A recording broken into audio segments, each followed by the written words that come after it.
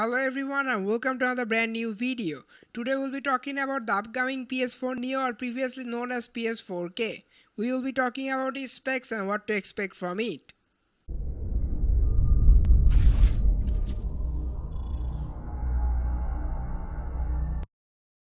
First of all, let's clear some misconceptions before going into the specs. I have already seen a lot of memes where the PS4 Neo has been shown to ditch a gaming PC or PC gamers by playing games at 4K.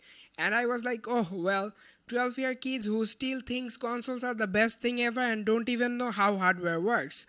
I'm not bashing PS4 users, but the memes must have been created by some 12-year-old kids. First of all, no. PS4 Neo will not be running new AAA titles at 4K 60fps. Leave alone 60fps, it will not be running most games at 4K and is not powerful enough to do so.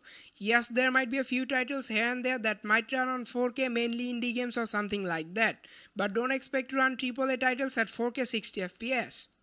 The name PS4K earlier on meant it will have support to 4K display or something like playing Netflix at 4K. It didn't mean it will play all the games at 4K 60fps. Now with that being said, let's talk about the specifications. Let's start with the CPU.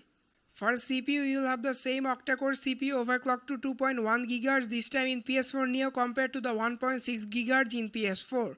Yes, that's a 31% improvement in the CPU clock speed, but that won't result in 31% better FPS.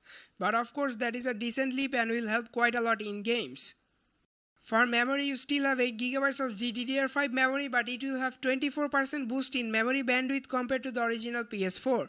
The base PS4 has 176GB per second and the new one will have 218GB per second memory bandwidth. For your better understanding, the GTX 980 has a memory bandwidth of 224GB per second. So this brings the memory bandwidth of the PS4 Neo much closer to the high-end desktop line GPUs. There has been a large improvement in PS4 Neo compared to the PS4 GPU. Compute units has been doubled from 18 to 36 compute units. Also the clock speed increases from 800 to 911 MHz.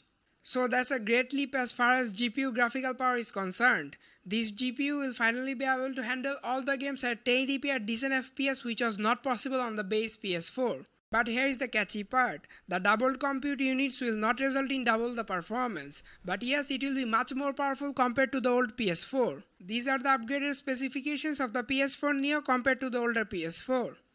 Now let's talk about performance. Although there is a decent improvement in the GPU department, the PS4 Neo will not even be close to the high-end gaming PCs with something like the Titan X or the GTX 980 Ti.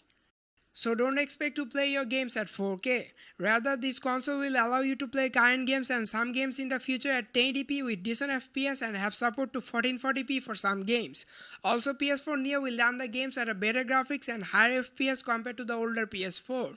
But the CPU will not allow the PS4 Neo to reach a very high FPS. The CPU will be a big bottleneck in the upcoming PS4 Neo as far as I know about tech. But let's wait and see how it performs in real life. Also, there will be two options, the base mode and the Neo mode. The base mode will obviously be for PS4 users and the Neo mode will be for PS4 Neo users. If you like the video, make sure to hit that like button and subscribe to watch my reaction on PS4 Neo and what I think about it in the next video. I am AbsTechie and see you later.